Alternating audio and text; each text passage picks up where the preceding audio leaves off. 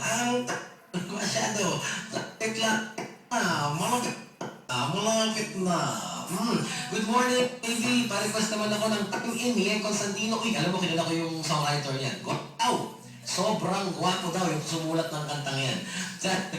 At tadhano ng Upler, madam. Thanks po. Salamat, Joy. Thank you, thank you. Sabi ni Louis Sanyo, walang pahinga. Wala. Ay, nako. Teka lang. Parang nalagpasan ko yung aking eto na. Alright. Si Christopher Banya, Joy Davy, pa-request naman po ako.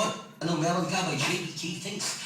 Si DJ Kabansag, thank you po. Napasaya niyo po kami kahapon. Salamat. Ayan meron kaming picture na pinost niya. Si Dita May, good morning, Davy. Pabati naman si Reden at ang Carpio family sa bahay Pampanga from Dea. Always nakikinig ng Pinas FM 55. Salamat. Si Grato Benitez, gandang umaga, DJ Davy. Nakatune ako, pa-request naman ako ng Sayo by Silent Set. Padilla, ganoon din, nakatunin din sa atin. Nakatunin din daw ang Pinay Boys ng Perfect New. What's up? Si Juliet Santos, si Juday. Morning, handsome Davy. Late post, pero tune in naman ako. Kabati ang mga friends ko, sina Catherine Capsa, Janelle Nebria Flores, si Jude Salvador, at si Rain Manuel.